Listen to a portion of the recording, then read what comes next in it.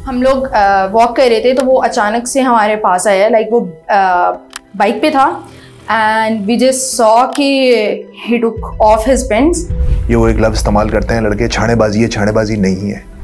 बज़ाहिर तो वो बेटा बेटा कह रहे हैं, लेकिन वो जो टच था या वो हाथ लगाते थे जिस तरह, वो ऑब्वियसली सिर्फ हमें फील होता था जब वो हाथ लगाते थे।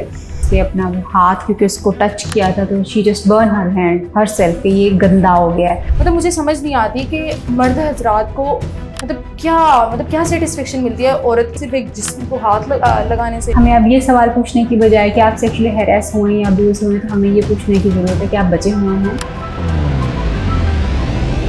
सेक्सुअल हरासमेंट यानी जिनसी हरासगी एक ऐसी तल्ख हकीकत जिसका शिकार हर रोज़ सैकड़ों नहीं बल्कि हज़ारों ख़वातीन होती हैं, लेकिन उनकी आवाज़ें अक्सर ये कहकर दबा दी जाती हैं कि ये तो मामूल की बात है, या फिर ऐसा लिबास पहनोगी तो ये तो होगा।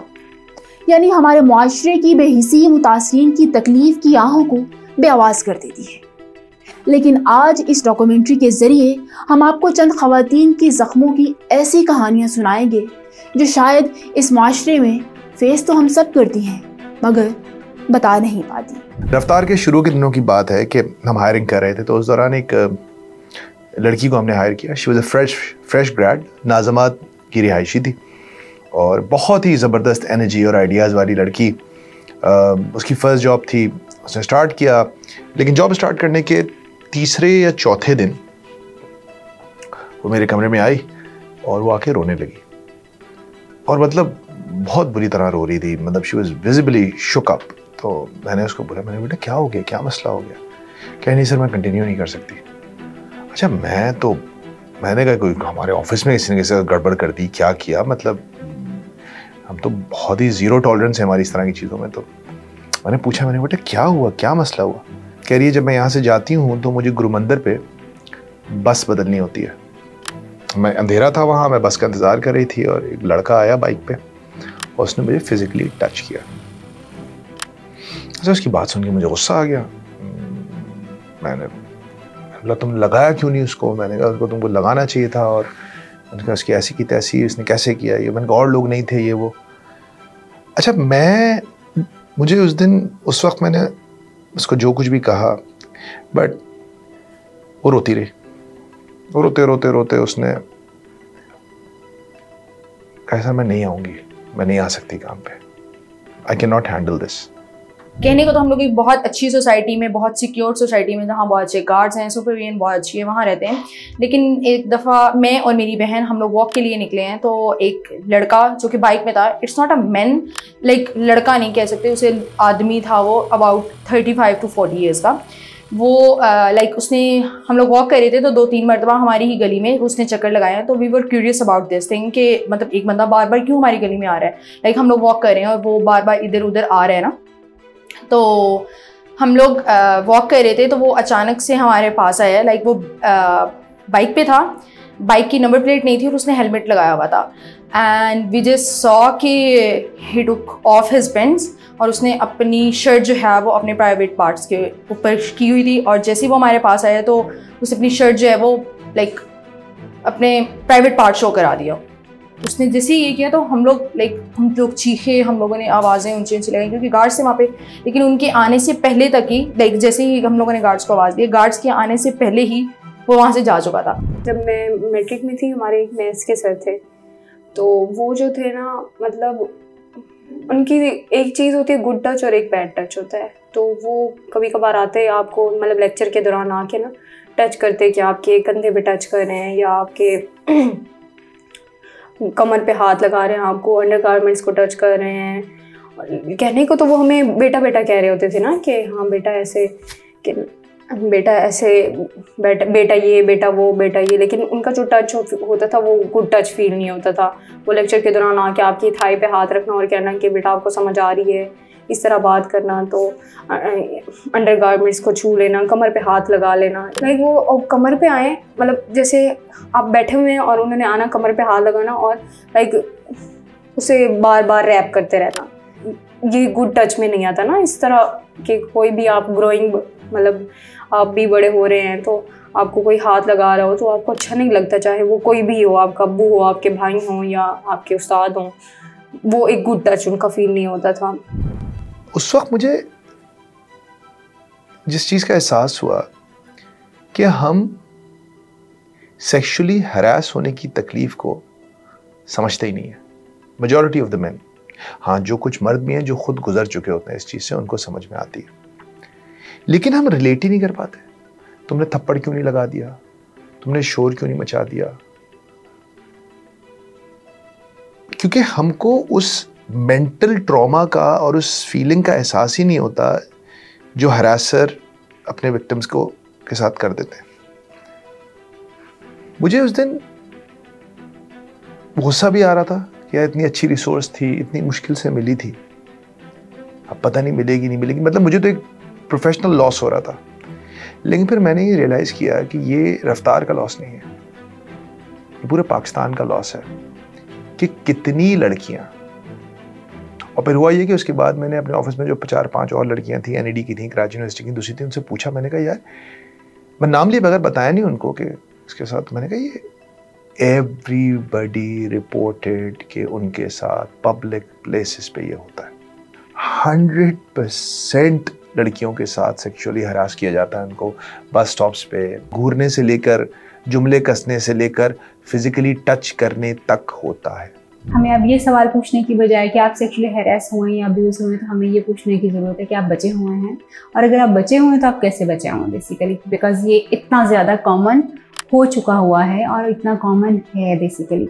यानी आई रिमेंबर कि इवन हम लोगों ने एक रिसर्च भी इसके ऊपर की थी पंजाब यूनिवर्सिटी में। My younger sister she was doing her MPhil, तो हमने इसके ऊपर रिसर्च भी किया था कि कितने लोग जो हैं वो सेक्सुअली हैरेस हुए उनके, and it was like 100% results थे कि 100% लोग जो थे दे रिपोर्टेड कि टू सम एक्सटेंट हाथ लगाने की हद तक, पिक्चर्स शेयर करने की हद तक। और यानी अब्यूज़ तो जो हुए थे वो अलग थे, मगर harass was everybody, it is everything जो कि आपको लगे कि कोई बंदा जो है सेक्सुअली आपको इंटिमिडेट करने की कोशिश कर रहा है या आपको अप्रोच करने की कोशिश कर रहा है, यहाँ तक कि उसका शादी का झांसा दे के या वर्बली आपने उसको कमिट नहीं किया, लेकिन आप उसको इम्प्रेशन ये दे रहे हैं कि जैसे कि तुम मेरी बीवी हो, और या मैं तुम्हें एज ए बीवी ही ट्रीट करूँगा, या हमारा फ्यूचर एज ए मियाँ बीवी है। तो ये उस हद तक लेके जाना जो है वो सब जिनसी जो है वो हरासमेंट में आ जाता है। अगर कोई बंदा जो है वो आपकी तरफ इवन देख भी इस तरह से रहा है, आपकी बॉडी पार्ट्स को इस तरह से देख रहा है, इस तरह के लफ्ज़ इस्तेमाल कर रहा है, वीडियोस शेयर कर रहा है, और बीइंग अ कुलीग आप कह रहे हैं भाई जी आज तो पटाखा लग रही हैं, आज तो तुम मिरिंडा लग रही हो, या आज तुम फलां चीज़ लग रही हो, यानी कि दैट इज़ हरासमेंट। क्यों? क्योंकि ये मैनर्स के ख़िलाफ़ है। पिक्चर्स शेयर कर रहा है, आपकी बॉडी को इस तरह से स्कैन किया जा रहा है, आप तक अप्रोच जो है वो की जा रही है, या फिर आपकी फ़िज़िकल जो स्पेस है उसको वायलेट करने की कोशिश की जा रही है। यानी somebody is sitting on the same sofa और वो आहिस्ता आहिस्ता जो है वो आपके साथ जो है वो जुड़ने की कोशिश या आपको टच करने की कोशिश जो है वो की जा रही है। So this is all we call sexual harassment में आता है। अगर एक लड़का बैठा हुआ है और दूसरा लड़का उसको टच करता है, कहता है यार उठ, जगह चाहिए, तो that is simple because they are in the same gender. लेकिन इसी तरह फीमेल बैठी है और वो लड़का उसको टच करके कहता है उठ, मुझे बैठना है, तो ये उसकी हैरेसमेंट में काउंट हो जाए। तो आई जस्ट रियलाइज्ड कि इस मुल्क में वैसे ही लेबर पार्टिसिपेशन ख़वातीन की 20% है। आपके पास टैलेंट वैलेंट वैसे है नहीं, लड़कियों को आप फील्ड से बाहर कर रहे हैं ये कर करके, कहाँ जाएंगे हम? But then I thought about it, एक जो बहुत बड़ा मसला है ना कि जब आपको उस चीज़ की सज़ा नहीं मिलती, जब आप उसको छेड़खानी कहकर उसको ट्रिविलाइज करते हैं, और आप ये नहीं समझते कि उस लड़के ने, उस खबीस लड़के ने गुरुमंदिर चौरंगी पे पाकिस्तान को एक टैलेंटेड लड़की से महरूम कर दिया, पता नहीं वो आइंदा कभी भी कहीं भी काम करेगी कि नहीं। He killed a talent. ये एक छोटी बात नहीं है, ये एक कत्ल है टैलेंट का, कि एक शख्स था, उसके पास तालीम थी, पोटेंशियल था, आइडियाज़ थे, आपने उसका रास्ता बंद कर दिया। ये छेड़खानी नहीं है, ये बहुत एक सिवियर किस्म का क्राइम है। और वजह यही है कि जब तक लॉज इनैक्ट नहीं होंगे कि इनको सजा नहीं मिलेगी, उस वक्त तक लोग ये करते रहते हैं। They keep getting away with it. और मसला ये है कि फिर ये पार्ट ऑफ द सिस्टम बन जाता है कि यही न्यू नॉर्मल है, इसी तरह काम होता है। ये तो सिस्टम का हिस्सा है, ये सिस्टम का हिस्सा कभी भी नहीं होना चाहिए। जब रसूलुल्लाह सल्लल्लाहु अलैहि वसल्लम से किसी ने पूछा शुरू के दिनों में कि आपके दिमाग में जो इस्लाम का एक रियासत का तसव्वुर है वो क्या है, तो उन्होंने कहा कि उन्होंने एक विविड एग्जाम्पल दी। उन्होंने कहा मेरा तसव्वुर ये है कि सना से, यमन से हदरमौत साउथ तक एक शख्स अकेला सफ़र करेगा और उसे किसी का खौफ नहीं होगा। खौफ इंसान की हर टैलेंट को ख़त्म कर देता है। और ultimately even I have seen such cases जिसमें बचपन में कहीं कोई हैरेसमेंट हुई है, बैड टच हुआ है या कोई ऐसी चीज़ हुई है, दैट हैज़ टर्न्ड इनटू के जब वो बड़े हुए हैं तो उनका मैरिटल रिलेशनशिप जो है वो ख़राब हो गया है लोगों का।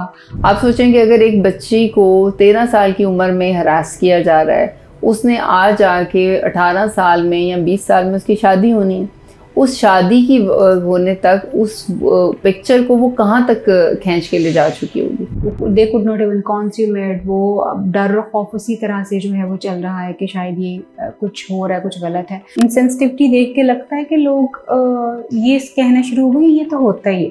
मेरे एक क्लाइंट से मेरी बात हो रही थी तो ही सेड के यानी कि यहाँ से उसने शुरू किया कि he can not trust his wife. तो मैंने पूछा कि अच्छा क्यों ट्रस्ट क्यों नहीं होता, तो ही मेंशन कि वो जॉब करती है, then she interacts with people और ये वो। तो फिर जब ज़्यादा और डिग किया तो he mention this case since he has been abused in his childhood, sexually abused हुआ था। तो that is why he said कि मैं जो हूँ, मुझे लगता है कि एक तो मेरा सेल्फ स्टीम इतना लो हो चुका हुआ है कि मुझे यानी बातों में कि मैं अपने बारे में इतना कमतर फील करता हूँ। मुझे ये डर लगता है कि मेरी वाइफ जो किसी एक स्टेज के ऊपर जाके मुझे छोड़ देगी और मेरा ताल्लुक उसके साथ इतना अच्छा जो है नहीं बन पाएगा। अंदर से ये फील आती थी उठ के ना इस बंदे के तमाचे मारे जाए, इसका मुंह नोच लिया जाए कि तुम होते कौन हो इस तरह हमें टच करने वाले। लेकिन बज़ाहिर एक लड़की बच्ची होने की सूरत में आप किसी को बता भी नहीं सकते जाके कि हमारे टीचर हमें ऐसा करते हैं। मुझे ये समझ नहीं आती, अगर आप आवाज़ उठा रहे हैं तब भी आप गंदे हो रहे हैं, अगर आप आवाज़ नहीं उठा रहे तब भी मुश्किलात है। इर्द गिर्द के लोग भी जो है वो आपको पॉइंट आउट करना शुरू कर देते हैं कि किसी और के साथ तो ये सब कुछ नहीं होता, आपके साथ ही क्यों होता है, कुछ तो आप में होगा, कुछ तो आपके रवैयों में ऐसी चीज़ होगी। जिन लोगों का मतलब बाहर लड़कियों को छेड़ा जाता है या उनके साथ किसी के साथ कोई भी ज्यादती कर दी जाती है, तो उसमें हमेशा यही ब्लेम किया गया कि इसके कपड़े ऐसे थे, ये खुद जानबूझ के बाहर ऐसे निकली थी, ये अपने प्राइवेट पार्ट या अपनी बॉडी पार्ट जो उनको मतलब नुमायाँ कर रही थी।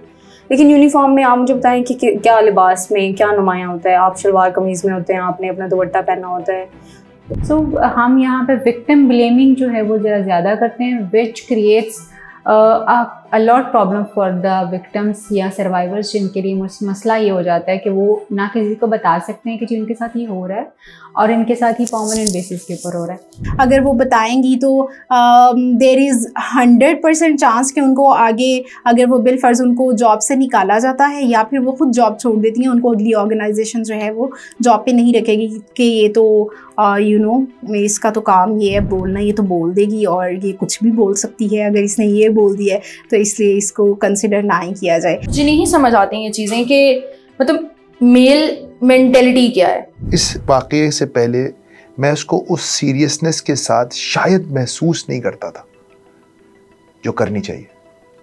ये मजाक नहीं है, ये छेड़खानी नहीं है, ये वो एक लफ्ज़ इस्तेमाल करते हैं लड़के, छानेबाजी है, छानेबाजी नहीं है। यू आर ट्रॉमेटाइजिंग समवन, किसी को इनसिक्योरिटी का एहसास दिलाते हैं आप। जब किसी घर पे डाका पड़ता है ना, यही ट्रॉमेटाइजेशन का एहसास होता है, इसी ट्रॉमा का एहसास होता है। पैसे जाने का गम नहीं होता, मेरे साथ हो चुका है, आई हैव बीन मग्ड। आपको ये एहसास नहीं हो रहा होता है कि आपके पैसे चले गए, पैसे तो आ जाता है दोबारा। आपको तो यार मैं अनसेफ हूँ, मेरे घर के अंदर कोई कूद जाएगा और मुझे यरगमाल बना लेगा। सो ये जो इनसिक्योरिटी का एहसास होता है ये आपके साथ लगा रहता है फिर महीनों सालों। तो लड़कियों से आप क्या लेते हैं? लेते तो कुछ भी नहीं है उनका, लेकिन आप उनको वो फियर देते हैं और वो सिक्योरिटी का एहसास ले लेते हैं। And once you do that you completely destroy their mind and that is something that needs to be stopped. It is not trivial, it is not something which is, it needs to be dealt with very strongly from the home level, mohalla, office, college, universities. हमारे यहाँ universities के अंदर हमने खुद stories की, Karachi university की 2 stories की harassment की, कुछ नहीं हुआ उन टीचर्स के खिलाफ। IBA में बात आई, उस लड़के को निकाल दिया जिसने हरासमेंट का। जब तालीमी इदारों के अंदर हरासमेंट के खिलाफ कोई कार्रवाई नहीं होती, मतलब तालीमी इदारे, टीचर, वो जो बाप का दर्जा होता है, मादरे इल्मी, बेटा बेटा बोल के वो लड़की की पीठ पे और रान पे हाथ रख रहे हैं टीचर साहब, डेस्क के पीछे बुला रहे हैं। What is left? हम क्लास में मतलब हमारे पेपर्स हो रहे थे, हम सब मतलब हमारी पूरी क्लास गर्ल्स ने ये सब ने फेस किया था ना, लेकिन हम किसी को बता नहीं सकते थे। एक दफ़ा हम लोग ना अपनी क्लास में हमारे टेस्ट हो रहे थे, तो सर आते हैं हमारी क्लास में, एक मेरी क्लासमेट को कहते हैं कि ना अगर आपको टेस्ट नहीं आता तो आप अपना नाम ऊपर लिख दीजिएगा और टेस्ट के बाद ना आप आके मुझसे मिलिएगा, मैं आपको फुल मार्क्स दे दूँगा।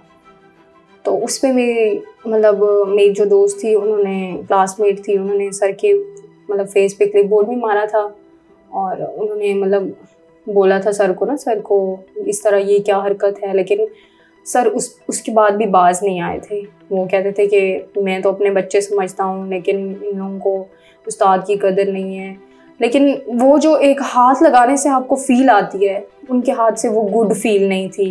अब यहाँ सवाल ये उठता है कि इस जुर्म पर कानून क्या एक्शन लेता है, लेकिन अफसोस की बात तो ये है कि कानूनी माहिरीन सेक्सुअल हैरेसमेंट पर बनाए गए कवानीन को ही नाकाफी समझते हैं और एक कर्बनाक हकीकत तो ये भी बताते हैं कि इंसाफ की इस जंग में बहुत सी खवातीन अदालत की बुलंदो बाला इमारतों में भी हरासगी का सामना करती हैं, जैसे वो एक ऐसी लड़ाई लड़ रही हैं जिसमें फतह की कोई उम्मीद नहीं। मैं सिर्फ इतना कहूँगी कि जब तक हम जिनसी हरासगी को सिर्फ एक फ़र्द का ख़ानदानी मसला समझेंगे, इस वक्त तक कोई बहन बेटी महफूज नहीं होगी, मुआशरे में दरिंदगी बढ़ती रहेगी। तो हरासमेंट को सबसे पहले मेरे ख्याल में जो आपके पास सबसे बड़ी थ्रेट है वो ये है कि हरासमेंट को हरासमेंट प्रूव करना इटसेल्फ एक हरासमेंट। आपको वो चीज़ें आपकी साइकोलॉजिकली पिंच करती रहती हैं। तो आप सोचें कि आप अगर एक फीमेल जो है एक मेल से हरास हो रही है, तो वो मेल से जब हरास हो रही है तो उस बात को पब्लिकली, यानी कि कोर्ट उस वक़्त एक पब्लिकली होती है, यानी कि आप वहाँ पर पुलिस के सामने दोबारा अपनी वो आपकी हरासमेंट का किस्सा जो उसने लिखा है वो ज़िमनी पढ़ के बता रहा होता है। आपके वहाँ पे जो कोई लीगल वो डॉक्टर आता है वो उसको बता रहा होता है। तो वो पेनफुल जो आपकी आप जिस उससे गुज़र रहे होते हैं, प्रोसीडिंग से गुज़र रहे होते हैं, वो आप इनफेक्ट खुद हरास दोबारा हो रहे होते हैं। तो हरासमेंट का केस जो है वो फाइल करना और उसको फेस करना वो एक सेकंड टाइप ऑफ हरासमेंट है। आप सोचें कि एक बंदे को आप फिज़िकली भी बर्बाद कर देते हैं, मेंटली भी बर्बाद कर देते हैं, आप उसका फ्यूचर भी बर्बाद कर देते हैं, बस सिर्फ वो ज़िंदा है, सांसें चल रही हैं। उसके बाद ये सज़ाएं जो हैं वो बहुत कम हैं। इस डॉक्यूमेंट्री को देखने के बाद बहुत सारे मर्द शायद ये राय दें कि औरतें बाहर निकलती क्यों हैं।